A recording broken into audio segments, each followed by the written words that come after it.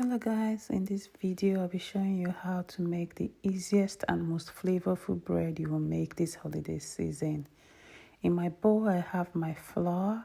I'm using bread flour for this because it just makes better bread. It's called bread flour for a reason. The full recipe will be in the description box below. To that I'm adding my yeast. I'm using instant yeast here because, like I said, this is going to be an easy one. Moving on, I'm adding some whole milk. Notice how I'm weighing all my ingredients. That's because it's the best way to get accurate and consistent results every time. So I'm going on to add evaporated milk. Remember I said this is going to be flavorful. I don't like bland bread, so I take every chance to incorporate flavor as much as I can. So I'm adding some condensed milk, just a wee bit of condensed milk. This will give it some sweetness and also some more flavor.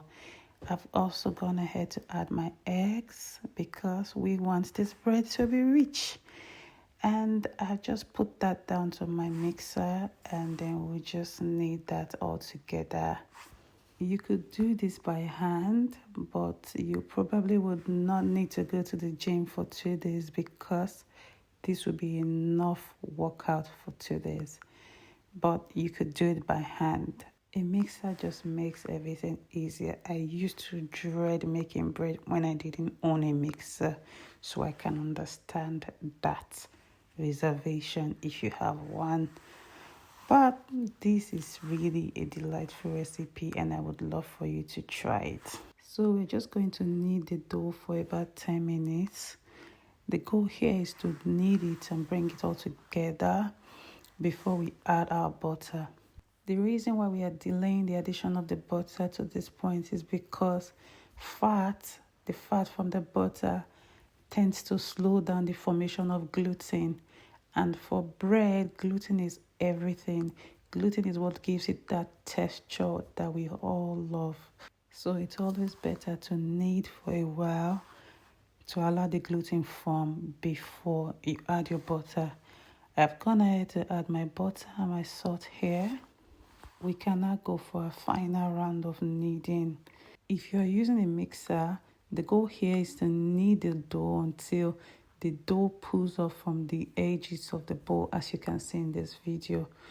And then I'll just go ahead and do the pain test. The window pain test will tell us if our dough has been kneaded enough.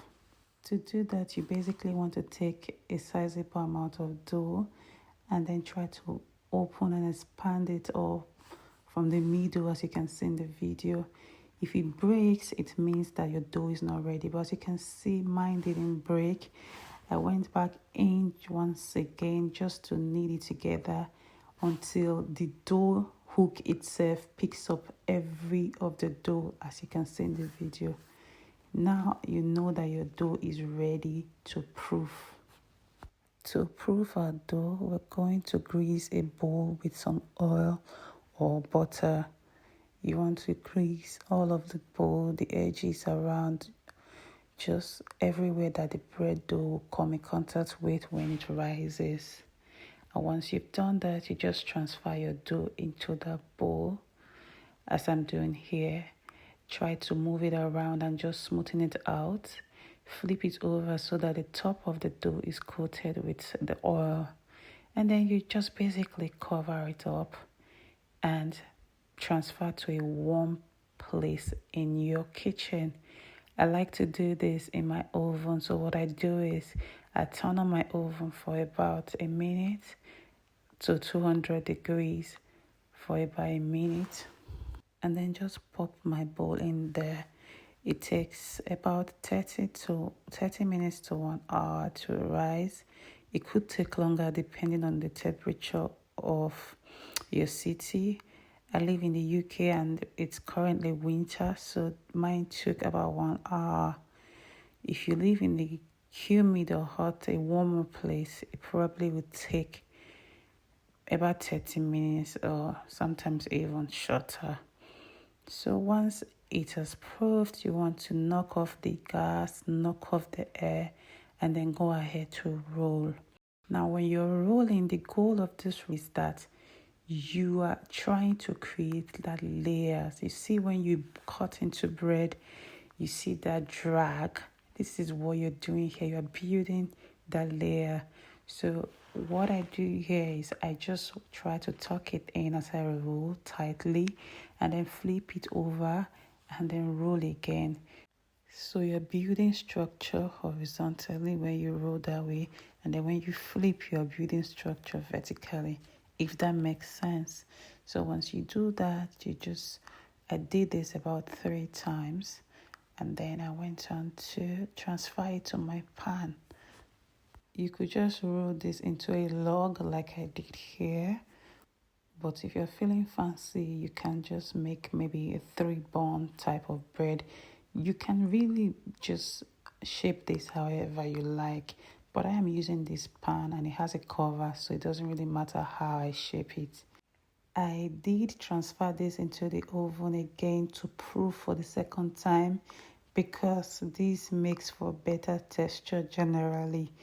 And once that was done, I baked for about 35 minutes, and this is what we have. What do you think, guys? I make bread literally every week.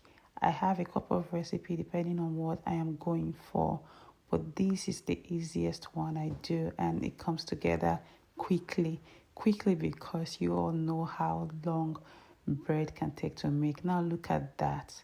Look at that texture, guys. You can toast this. You can use it for your French toast. It's really that versatile. I hope you try this, and if you do, please let me know. If you found this useful, please subscribe to this channel, and I'll see you in my next one. Bye.